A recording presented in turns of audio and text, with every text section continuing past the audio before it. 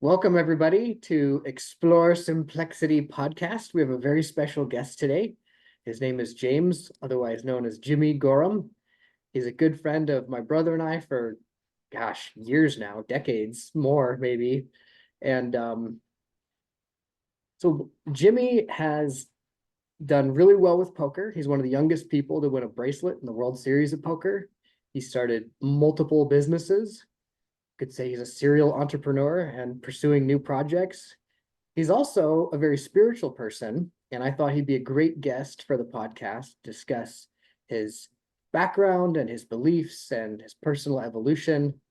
So welcome, Jimmy. Hey, thanks, Josh. Nice to be here. And it's I think it's probably been about 25 years since we first met. Oh man, I'm feeling great. Yeah, yeah.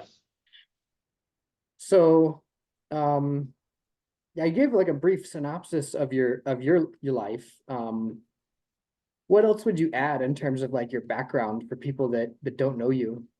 Like where are you from? Um, Journey been like? yeah. Yeah, California boy mostly. Grew up in the San Diego area. I always loved games. That was always kind of the thing that was most interesting to me as a young kid, and that's how I met you and Johnny. Um, from there, I got in college right around the time that the poker boom was happening. So my love of games plus being competitive, it was kind of inevitable for me to get into poker.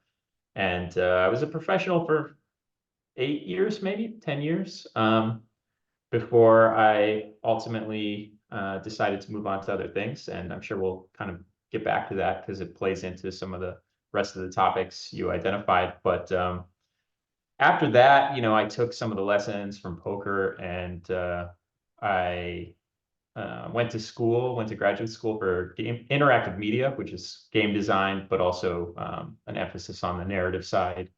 And then worked a lot in sort of tech companies and tech startups, and then branched out into more just good opportunities, different businesses. And now my main job is I'm a real estate developer here in Los Angeles, along with my wife, who's an architect. We are building houses in LA, including this house that I'm in right now. We built it.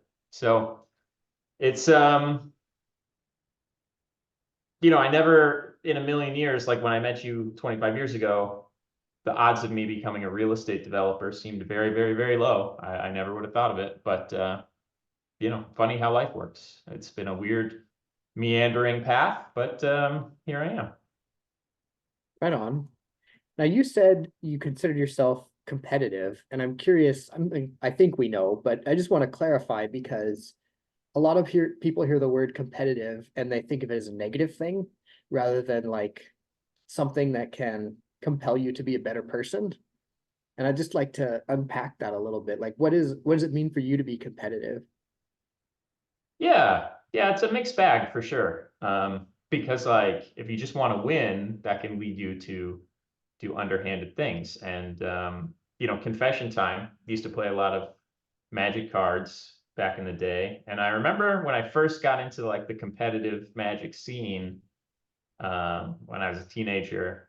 There were a couple times that I actually cheated at a tournament because I like wanted to win so badly, and didn't feel good. So, I stopped doing that and I got over it. But competition definitely is a double-edged sword because if it's motivating you to be your best and to work hard at something, then that's kind of the positive side. But the negative side is if you're like, it's winning over anything else, then you might do things that are harmful to other people, like cheating in the Magic card tournaments. I'm not sure I ever told you that. I didn't do it too often, but a couple times, and then I felt bad.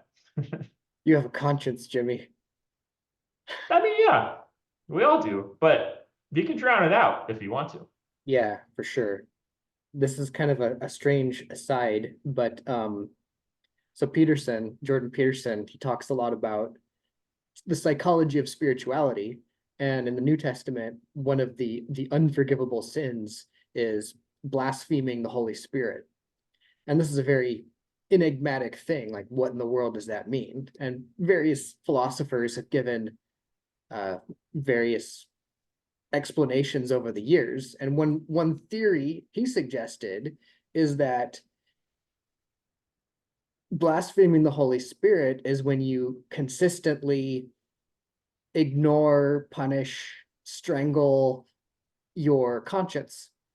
And if you habitually squelch your conscience, the reason that's unforgivable is because you've destroyed the mechanism of redemption. Yeah, that's it. That's interesting. That's fascinating for sure. I also would say that, it might be as well about what unites us. Like the Holy Spirit is sort of the common expression of the universe and that we're all a part of it. And so it's like if you're saying that doesn't exist, it's like, oh, I'm not connected to this greater ecosystem. I'm not a part of something larger than myself, and therefore I can just be selfish because like it's all about me. Yeah, so like it's a connecting energy, and if you sever yourself from that, then you're like a psychopath. Yeah, just riffing, but yeah. Yeah. Yeah, it's definitely a mysterious thing. But also a good segue into, the spiritual conversation for sure. Yeah. So what about your spiritual journey? What's your spiritual biography? I was raised Catholic as a kid, and it was kind of a dirtbag in some ways as like an eighth grader in Catholic school. I was very questioning, I thought there were lots of plot holes and caused some trouble with the nuns and the pastor. And so I kind of quickly fell into more of just like agnosticism. Like I thought there was something going on. I'd had some glimpses before. Like I just felt like there was something, but I thought it was unknowable, and therefore like I should just kind of be a good person.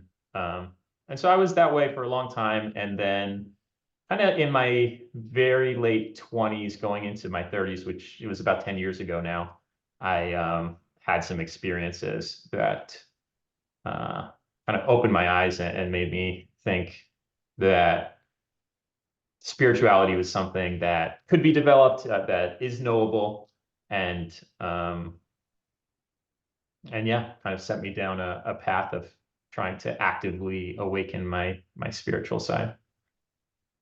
Well, two things. Are you open to discussing your experiences specifically, or Yeah, at least some of them. I might hold back on some of the weirder or more personal ones. I think a lot of it, nothing weirder like than what Joe Rogan's done? well, I guess I just mean like, I really believe in two things. One is free will, and the other is like that everybody has their own personal relationship with the divine. So there are certain experiences that I've had that I don't think would be right to share, Yeah. not, for no other reason than it's like a secret, it's like a special thing. Like or like a special moment between you and a lover, like that's very private. Yeah, exactly. But there's plenty. I love talking about it. So, it's like what I always want to talk about, but I bite my tongue most of the time because I don't want to be that guy. So it's What do fun you mean having by a forum. that? Well, just, if people like to go back to the free will thing, I think if somebody doesn't want to explore spirituality, that's their right. Mhm. And I don't believe in proselytizing. I don't like being the guy that's just like, oh, but let me tell you about all my weird spiritual experiences. Because if people aren't open to it, Yeah. then it's just going to kind of pollute the relationship anyway and Okay. like do more harm than good, I think. So, I'm thinking now I, the aggressive vegan who has to like tell everyone they're vegan and try to persuade them like this is the way you have to do it. yeah, and people get combative. I mean, and I'm the same way. Like if some authority figure tells me like, "Hey, don't do this thing," I'm immediately going to go do it. Like if there's no openness to the conversation, I think it can actually be harmful. Yeah. But people are willingly listening to this podcast. They're interested in the topic. I'm definitely happy to discuss things here. And particularly, I could go a bit deeper into uh like my spiritual origin story, I guess, if that makes sense. Yeah. Um, so, as we had talked about, I was a professional poker player for a while, and that meant spending a lot of time in Vegas. And Vegas is kind of the antithesis of spirituality in a lot of ways. Now, there's plenty of spiritual people there. It's not all bad, but the town ethos is kind of built on materialism. It's all about money. It's all about sex. It's all about the sense pleasures, great food, come gamble, like all those things kind of push in a different direction. It And it can be reminds really fun. it What'd you remind say? it reminds me of like Pottersville from It's a Wonderful Life. You know, that like alternate dimension Mm. where everyone's like drunk and, debauched, and not saying that all of Vegas is like that, but that's certainly the reputation it has. Yeah, especially if you're a visitor and so I've spent a lot of time there. A lot of the veneer has kind of worn off. I used to spend my summers in Vegas for the World Series, so I've seen a lot of things, and I just remember there was a night, and we were just trying to have fun. My wife and I were out there, and we we were going to go out dancing, and we had taken some entheogens to enhance our experience for the night. And we got in a cab, and the cab driver was just the most like beaten down person, very negative. Like I just, and granted, I wasn't in, the same state of mind I am right now. Um, he just seemed like this place had sucked the joy out of him. And it was like a difficult car ride. And we get to the club and we don't have our IDs and we have to go all the way back to our hotel. We take a second cab ride and it's more of the same, different person, similar vibe. And when we got back to the hotel room, I just was feeling like utter despair. I was just like, is this all there is? Like Vegas is holding up this ideal of like, just go get as much money as you can and life is great. It's all a party. And it all just felt so wrong and off. And my wife still wanted to go out, but I couldn't. I was like, I need to take a bath. Like I needed to be alone. I needed to clear my head. I was just feeling that intense despair. And it was a clear moment where I was like, there has to be something more than this. Like, please let there be something more than this. And I feel like that was kind of the turning point. It's not exactly a rock bottom story, but it was like an emotional low point. And over the next couple of months, um, the spiritual world kind of opened up to me, and I was able to get into meditation and meet people and have experiences. And all of a sudden, my life was kind of going down a different trajectory. What's fascinating about that to me is you said, please let there be more than this, which is a form of prayer, right? You're like making a request or a prayer. And from my point of view, in that moment, it's like you open the spiritual door. Yeah, I've heard it called a soul call before. Hmm. Like, when any soul sincerely calls out, there is a response. And I don't know. I guess maybe if you're at a low point, you're more receptive. I think I was. When things are good, it might be a bit harder to be open. But yeah. What's also interesting and cool about that story is it seemed like it was triggered by compassion first, right? You saw this guy who was suffering, and that kind of planted this seed of misery, and then that like triggered this sense of despair. Definitely many factors. A lot of it is my history with Vegas too, and just like, on the one hand, the glitz and glamour of like, it's all about money. Money makes life great. And then on the other hand, just like these lives dried up by the desert and like by just being in that environment all the time. And probably they had other stuff going on. It probably wasn't all being in Vegas, but that was where my mind went at the time. Yeah, And like yeah, the culmination of all that.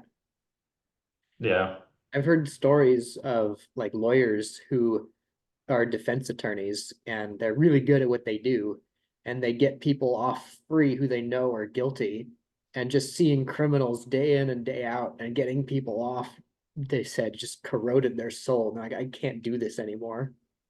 yeah.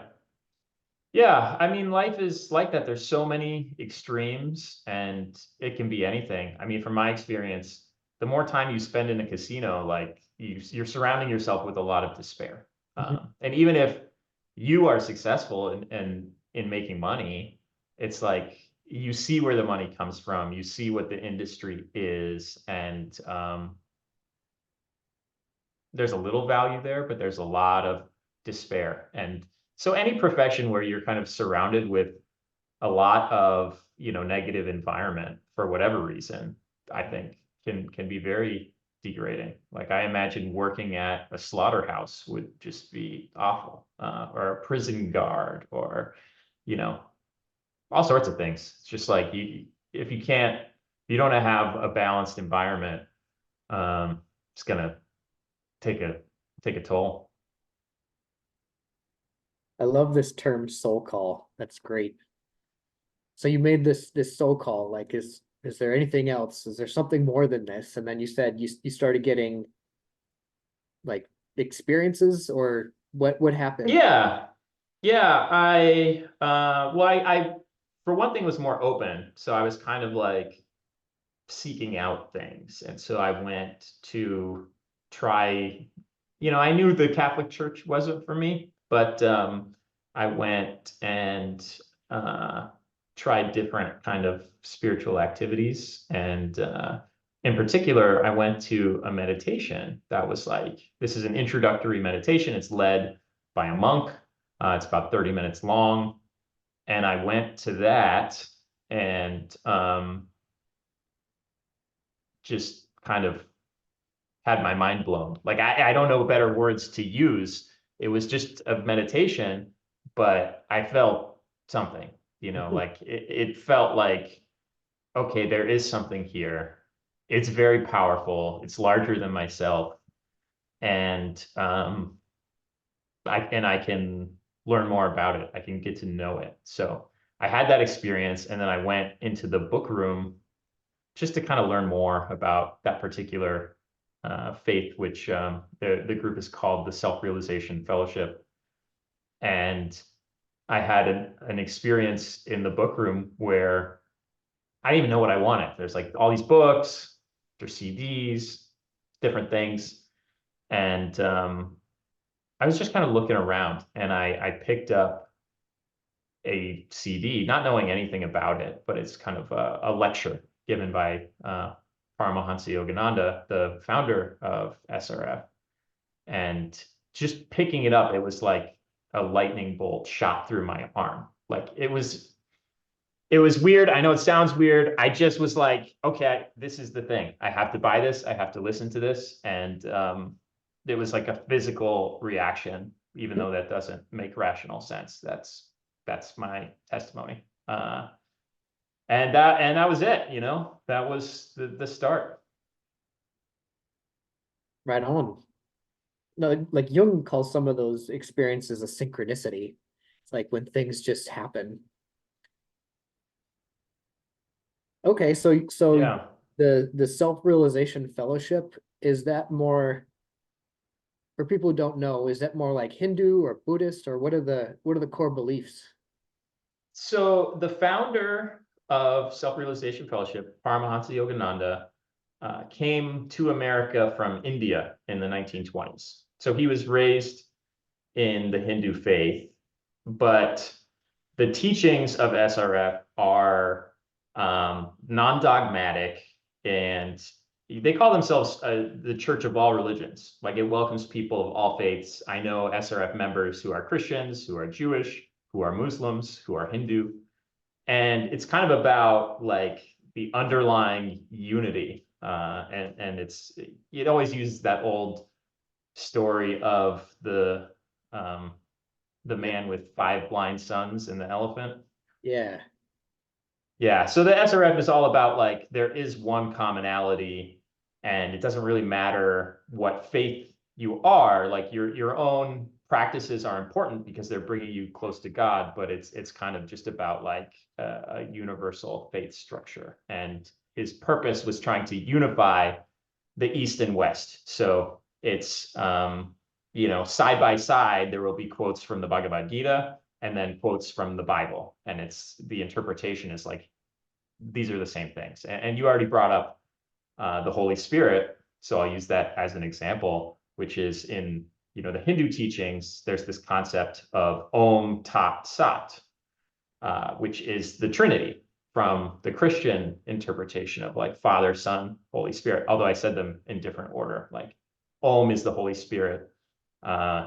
And then I believe Sat is the Father, God existing outside of creation, and Sat or Tat is the Son, is the Christ consciousness that exists within creation. So it's all about kind of bringing together people to realize we're all God's children in essence. We're all brothers and sisters, and it doesn't really matter what faith background you come from. Right on. Yeah, I have a similar, I don't want to know if it's a experience, but journey, and like for me, it's been the question of where do I belong? Where do I fit in? What church is gonna love and accept me? And I don't remember when this was. I had this sense that a voice said, it's not about finding a church that will love and accept you. It's about you loving, accepting the church. Kind of like saying, forgive these people. They're all trying to do their best, and your job is to love them. Like, whoa, Yeah. that's a turnaround. Yeah, absolutely. And it's, like community is a powerful aspect. Praying or meditating together, like in the New Testament, Jesus says, where there are two or more gathered in my name, I am there in the center of them. Like there's a very spiritual quality to being around other people who are striving to improve, regardless of the particular path. But at the same time, we're all flawed and there's going to be imperfections. And it is important. It's easy when you start to think like in spiritual terms, like things should be perfect, everybody should be great, and like in practice it's still a little messy. And yeah, hopefully we can learn to forgive and accept as well. Can Cool. we take a quick pause? I'm Yeah. sorry to do this, my cat is freaking out trying to get out this door. Okay. Yeah. No worries. Okay, we're back. So we were talking about this idea of universality of faith, and um, and you're saying that, and tell me if this is right, we all have the capacity to access God, and we have different ways of doing that, but it's essentially the same being that we're contacting. Yeah, I mean, what SRF teaches is that actually it's inevitable that we will all return to God eventually. And there are many paths. And even people who are, you know, horribly evil and doing all kinds of wrong, they're ultimately going to end up back at God like we all are. Just might take them a little longer. And so yeah, it kind of teaches like there are techniques you can use. Yeah, particularly it's about meditation. And when you're ready to go deep, like there is a scientific pathway to do that. And there are techniques you can learn to do that. But it's not the only way. And everybody's on their own path. Yeah, there's a certain strand of Christianity, and I forget what the name of it is. I think it's called universalism or something like that. And but it's the same idea. It's like everyone is eventually going to heaven. It's just a matter of time. Yeah, I think it at least and this is more from the Hindu or Buddhist side of things, the teaching or the acceptance of reincarnation is kind of an important tenet here, because it's kind of hard to look at the world and be like, well, this person lived a horribly evil life. How can they be going to heaven? And it's like, well, maybe they gotta, come back and live some bad lives and then learn their lessons and then live some good lives. And then eventually they get there. It's like reincarnation is definitely something that is taught in SRF. I know a lot of Christians don't believe in reincarnation, but there are different components of the New Testament and the Bible that point to reincarnation, and that's definitely something that SRF teaches. Well, I also know there are certain Jewish traditions that teach that too. Oh Like, yeah, like I'm not an expert in Kabbalah or Zohar or any of those, esoteric Jewish traditions, but I definitely know there are some who believe in reincarnation. yeah, yeah. I'm all about the esoteric sects of the mainstream religions. That's I like the mystics. I like, once you have a perspective, which certainly not everybody does, but if you have a perspective that God is knowable, then the mystics are the ones that are doing it. Like they're the ones that are having the experiences, and they're the ones that are saying across all faiths that this existence is not the real thing. You know, there's more than this, and what's important is beyond. And so I'm all about that for sure. What's also fascinating to me is like Socrates, no, Pythagoras taught reincarnation. He called it the transmigration of souls. Hmm. And Plato or Socrates talks about the allegory of the cave, that like our Hmm. reality is just shadows, but then outside the cave you see the real world. Yeah. Yeah. The Hindus would say they call it the Grand Lila, which means play. Like this existence is a dream of God. It's a play. Hmm. In modern times, I like to think of it a bit more as a video game than a play, because we're players. We're set in our environment. There's constraints. We do our best, but ultimately we can't control everything. We're like in our tiny little part of life, and we do our best. But we have our choices that we make, and yeah, it's just a big game, which it can be hard to think that when you are, living through a famine, or even just seeing the suffering that goes on in the world. Like it's not a pleasant game. Um, but but that is ultimately the perspective that I try to aspire to kind of view what everybody thinks of as the real world as in essence not real, but just kind of a show. And I think that's in Hinduism or maybe Buddhism too. That's also called Maya, the idea that the world's an illusion. Hmm. Yes, yeah. It's this concept of ignorance, and that what ignorance true is in essence is a belief that what is real is not real, and what is not real is real. So ignorance can be both like individualized, avidya, which is I believe that this world is real, that I'm in, that I can experience with my senses, but what is beyond this world, I don't actually believe in. That's like the individualized conception of ignorance. And Maya is the general, the general ignorance, which is like we're all in this place that seems very real and demands our attention, and through the senses compels us to think it is real, um, because it really seems like it. Mhm. Yeah. It's fascinating to me because in popular culture, there's this idea of the simulation, that our reality is just like the Matrix and we're living in a simulation, but we don't know it yet. And Or a hologram. right, and people promote this idea like it's some revolutionary breakthrough, but like this idea is, I don't know, 10,000 years old, maybe more. Like Yeah, it's a really absolutely. old idea. Yeah, I mean, the ancient sages were teaching about the atom, before, we had any way to actually see it. And all sorts of like science gets really weird when you get into like quantum physics, And Entanglement. yeah, like all these things that do not conform to our normal everyday reality, which it's kind of fun to see that, like, well, yeah, that's what the spiritual sages were saying too. And that over time, our science will become more and more capable of peering deeper and deeper into existence. Another example is that the the ancient sages teach that the base of everything is consciousness, Mhm. and then consciousness is condensed into energy, and energy is further condensed into matter.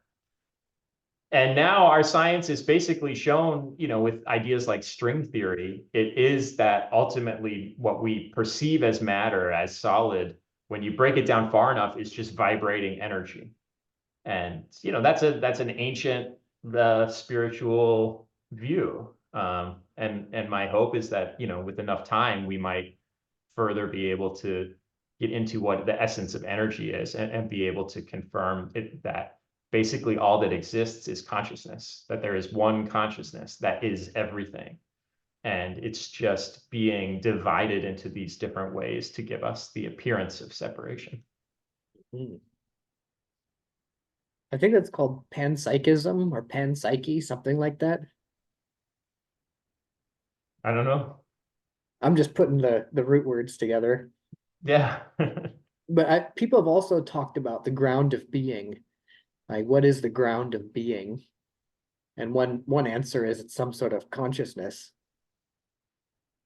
Yeah, it's an argument that I've had. I've got some friends who are into they're just interested in looking more deeply at the world. They're scientific in nature and things. And it's always an interesting conversation to ask people, like, what do you think is most fundamental? Like, does consciousness arise from matter? Is it the fact that our brains have evolved to exist in this form that has created the consciousness that we feel and observe within the brain? Or does consciousness exist and the matter has allowed it to express through it? I don't think there's a way to prove it scientifically at this point, but it's an interesting. Um, I've had interesting conversations around that topic with people. Mhm. So I'm a big fan of Carl Jung, and one of the things he says, like he did like a bunch of dream analysis and came up with the idea of the collective unconscious. And he said that when it comes to the psyche, there's no way to know. For example, let's say you have a dream that's very powerful and meaningful, and it turns out that this dream gives you, a guidance towards what you're supposed to do in your life, and you follow it, and your life gets much, much better. One interpretation is, well, the dream came from your subconscious. It came from your genetic heritage, and your senses perceived unconsciously what you're supposed to do. And then your unconscious informed your conscious mind through the medium of dreams.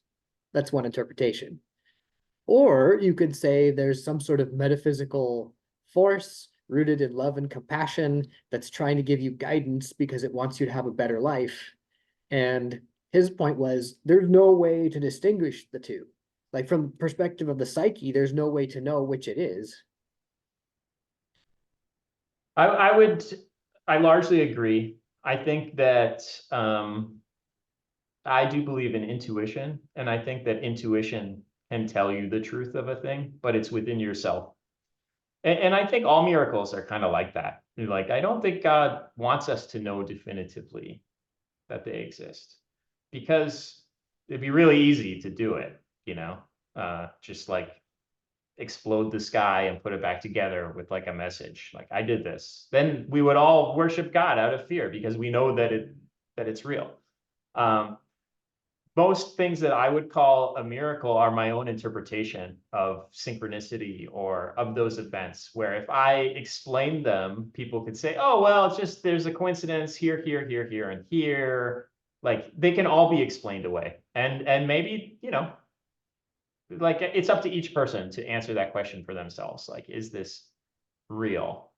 or not. But I just rely on my own intuition about those things. And it's tricky because your ego will play tricks on you and will try to trick you of things and can try to trap you and say, like, if you start thinking like, oh, I'm getting messages from God, that's a very dangerous path to walk down. right? The white coats But for you. yeah, totally. Totally. But if it happens, if there's the rare occasion where it's just like the perfect thing that's happening in the perfect moment just for you, like it feels different. And I think trusting that feeling, trusting your own intuition is kind of necessary on the personal path of spirituality. So here's something interesting. I recently was having a conversation with a friend about this.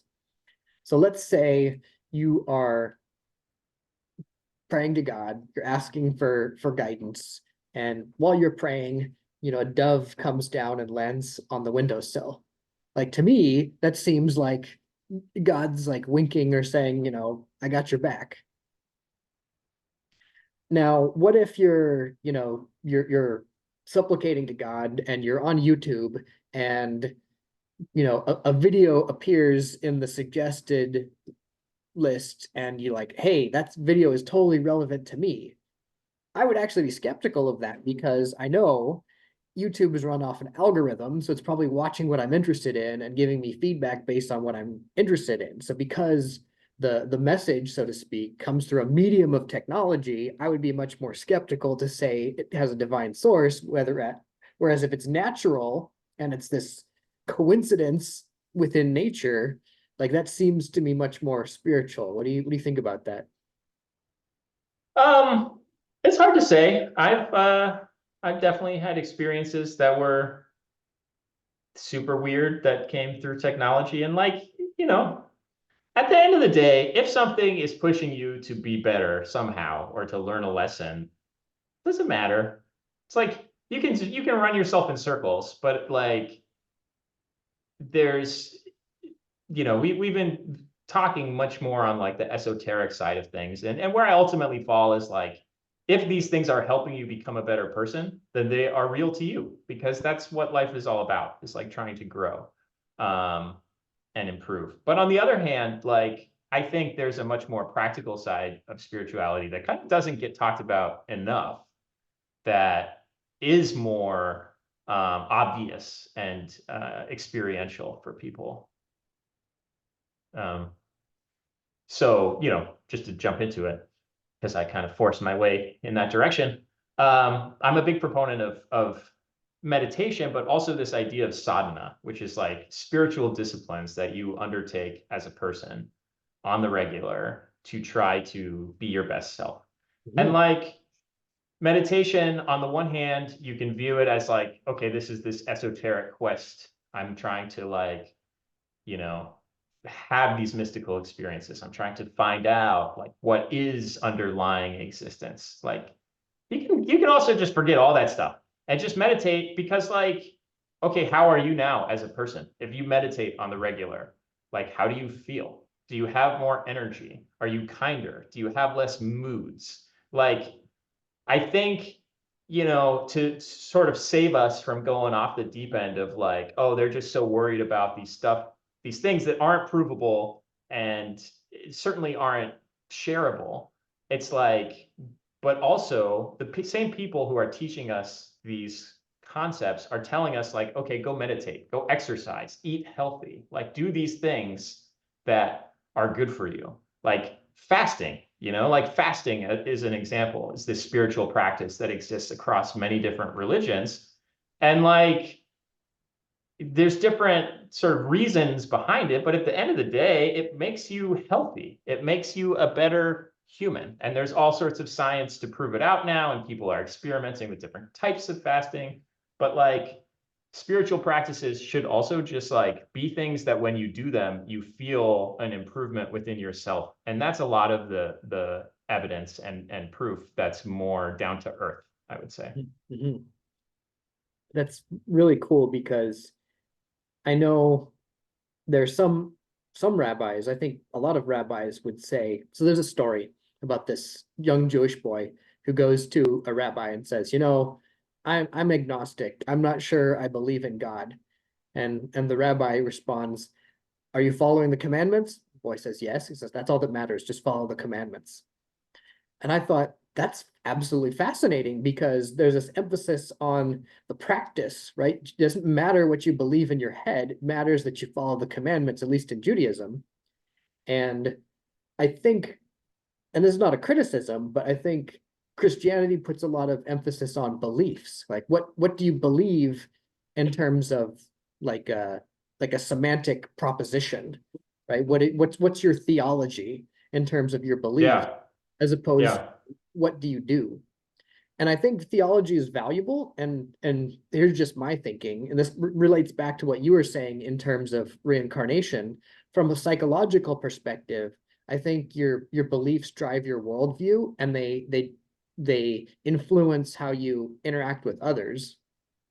But that's definitely like a higher order level. So for example, let's say, metaphysics aside, from a psychological perspective, if you believe in reincarnation, you're more you would be more likely to treat other people with more kindness and compassion, because not only does it mean your soul's going to be reincarnated, but they're a soul too, right? So there's this assumption that other people have. And not just humans, also animals. Like the cultures that believe in reincarnation are a lot more compassionate, I would say, towards animals, particularly, higher mammals like cows and pigs.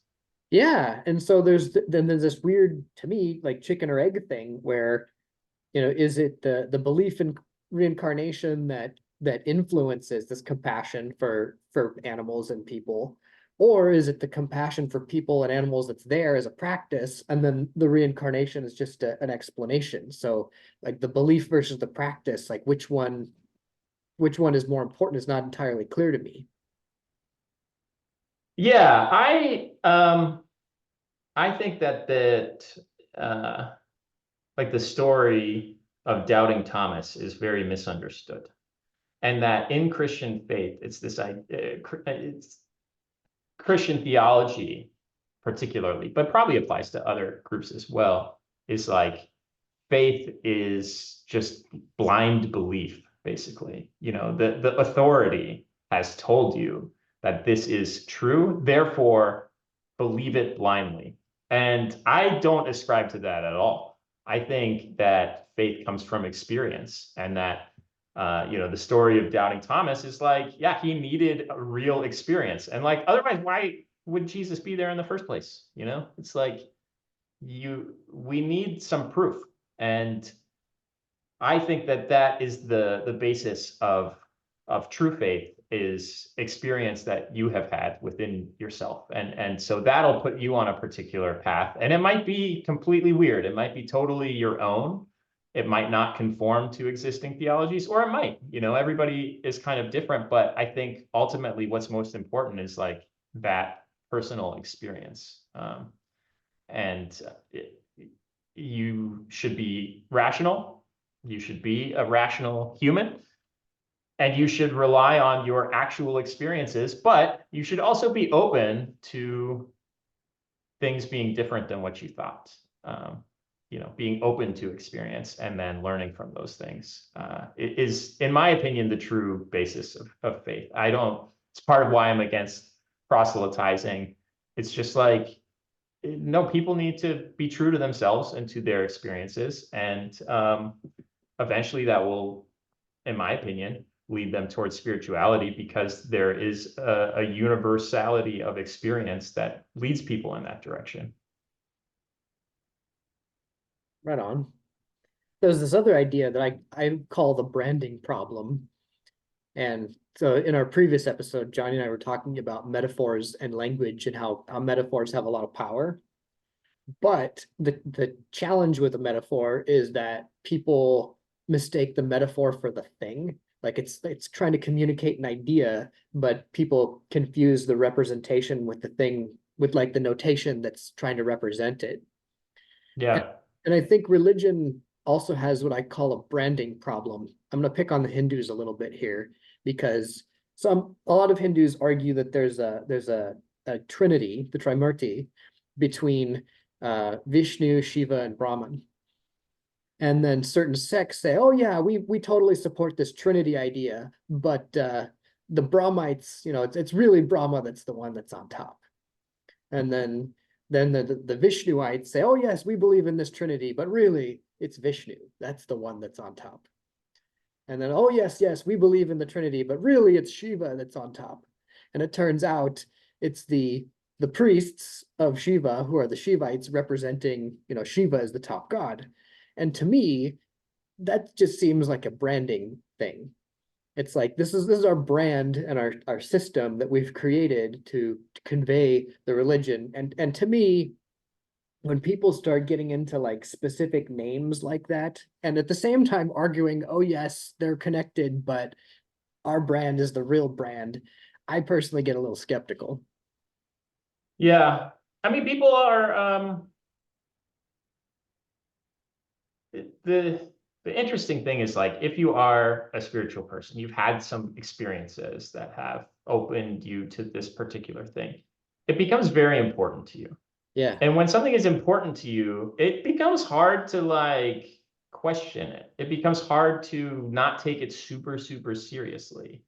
And like it's natural to want other people to have the same experience and to have the same beliefs. And so people get a little precious, you know? It's like my path is right. Well, maybe it is for you, but there are lots of paths, and like it should all be about just kind of trying to be better, like just be a better you and worry about you. And across all faiths there's stories like that. It's like um worry about the mote in your eye before the speck in someone else's, or whatever that story is.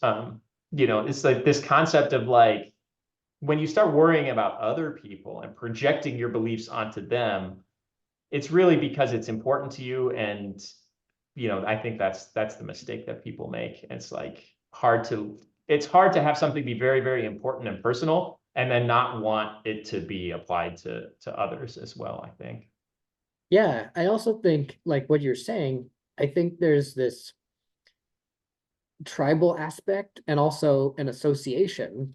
So let's say you have an experience, a spiritual experience within the Catholic Church, and that's everything is associated with that, and it's interpreted through that lens, and you have an amazing experience, and you want to share it with people. That makes sense to me. I guess I'm Yeah.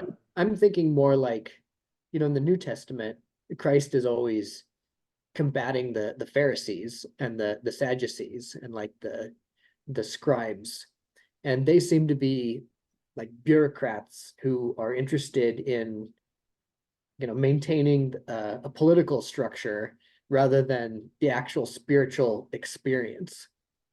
Yeah.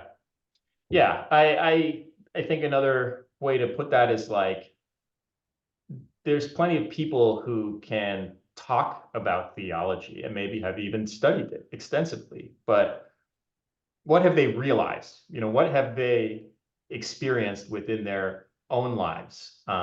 Maybe they have, maybe they haven't. Like a true spiritual teacher to me is someone that has experienced these truths within themselves. They've realized these truths within themselves. Mm. And that's, what I aspire to on my own personal path. And that's what self-realization fellowship is about, is like it's about realizing these things within your life. You can read scripture all you want and you can have like an intellectual understanding, but until you've put something into practice within your own life and had these actual experiences, it's meaningless.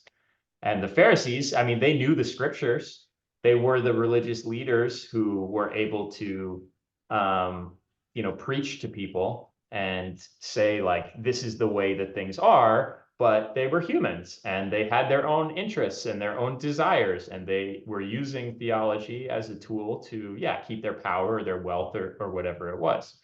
Um, as opposed to Jesus, who represents like the realized person who has experienced God and has become one with God, saying like, just because you're using God's words doesn't mean you're a holy person. It's like you have to actually like live these things and realize them within your own life. One of the Ten Commandments is do not take God's name in vain. And to me, what that means is don't misrepresent God, right? Don't say you're doing something because of God, but it's really not God. Yeah. Yeah. I mean, as a poker player, it's easy to be like, well, I should just go play poker because if I win, I can donate money to charity. And it's like, okay, but am I just saying that because I want to play and I'm giving myself an excuse? And by couching it in like theological underpinnings, I'm like creating a new justification for myself. I think that's in line with what you're saying. Yeah, rationalizing. Hmm. Totally. There's like two paths I want to maybe go down here. So one, I'll just lay them out. So one is this idea of free will and how that can go into like libertarian thinking. And then the other one was this book I've been meaning to read. I haven't read it, but it's called The Eye of Shiva.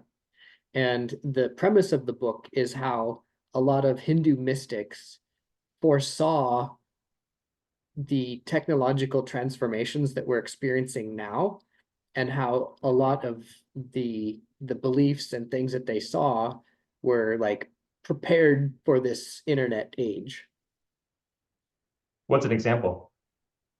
Well, I haven't read the book, so I don't know like the exact content, but Okay. um I think it's going to talk about like, well, the simulation idea, and that everything is consciousness, and how, our world is being hyper connected, which could mirror like the spiritual reality of being connected. Yeah.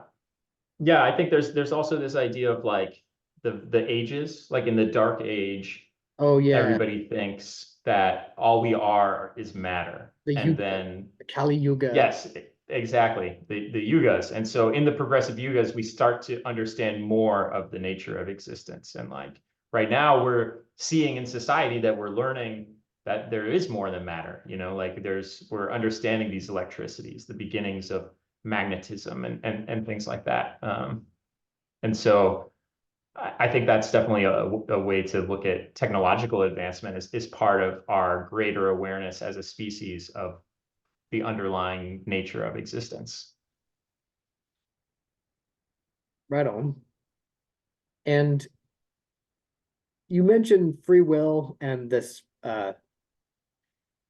abhorrence of tyranny. Like if someone tells you not to do something and there's no rationale, it's just a arbitrary power, your response is like, well, I'm going to do the opposite. Like, are you libertarian leaning? I ask you that because I had a buddy on here who's very libertarian, very into like crypto, free markets, and I'm just curious what you think about that. Um, I mean, I'm not saying that's how everyone should be. That's just like my own reaction to authority, first of Mhm. all. Mhm. Like I think a lot of people like authority, they like structure, they like order, and it makes their life easier.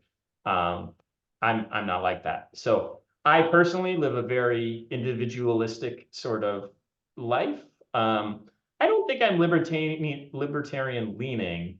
There are definitely some issues that I would agree with from a libertarian perspective. But I also very much believe that everybody, every human is in a vastly different situation, and we ought to do what we can to help pull people up and have better experiences. And like the libertarian thing kind of breaks down for me when it comes to people who genuinely need more help. And I think the right thing to do, like, let's say you have $100 and you have 10 children and you're trying to divide up your money. It's like you could give $10 to everybody. And some people would say, well, that's fair. Another perspective is like, well, if one of your kids is highly successful and has a lot of money, $10 is kind of meaningless to that person versus this other kid who's really struggling and they have children and they have dependents and they have all these challenges. Like, okay, maybe give them more money. Like other people would say that's fair. So I think the thing that libertarianism to me kind of breaks down a lot of times when it comes to like the role of the state in helping people who are in just they need more help. And I think it's okay to give more to the people that need more help. Whereas I think a lot of libertarians would kind of be against that. Mhm. But there are issues where I definitely, I mean, I'm into Bitcoin. Like I think the state should not be the ones creating money. Like I think the state causes a lot of problems. So there's plenty of stuff that I do agree with libertarians on, but also um, I'm probably more left leaning than a lot of libertarians. Fair enough. Yeah, and it's interesting too, because when you were talking about, some people like structure, like it gives them comfort.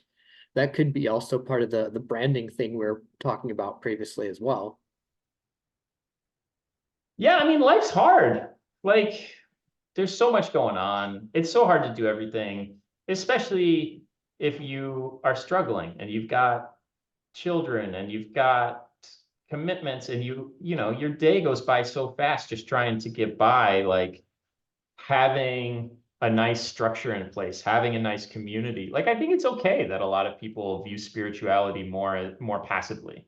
Mhm, mhm. Um, because it's still providing a lot of good to them, having that community, having that like belief system, even if it's not something that I think is right or that I would personally agree with 100%. Like if it's doing people good, who am I to argue with it? Because, their life conditions are vastly different than mine.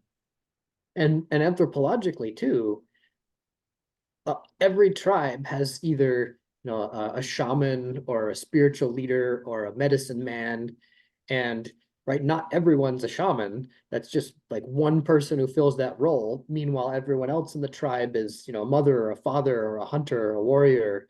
Like all these different roles within the tribe, it's actually pretty rare for someone to be dedicating everything to their spiritual life. Yeah. And, if we all just said, okay, we're all just going to go meditate in the jungle, society would collapse. We'd probably all die of sickness and not having enough food. It's like, in a lot of ways, those that do devote their lives to spirituality still owe something to the rest of society because they still got to eat, they still got to, for better or worse, we are in this material world with constraints. We all have hunger in our bellies, and so those who are fortunate enough to be able to pursue spirituality in that to that extent, I think have a duty to at least their community or to people around them, to serve as an example, to give back, to offer counseling, like to serve in some way because the other people are helping them. Right on. Before we close, are there any books or websites that you'd recommend for people who are curious and want to explore more? Well, if you are interested to learn more about SRF, which is my particular path, just srf.org, I believe, is the website. And certainly Google can help you find it. It's in terms of books, not really, not that I can think of off the top of my head. Again, I'm like not trying to proselytize, like my faith is not your faith, my path, not your path. But if what we spoke about was interesting, I'd say just kind of check out SRF generally. Okay, great. And yeah, if you have anything else that comes to mind, let me know. I'll put it in the description.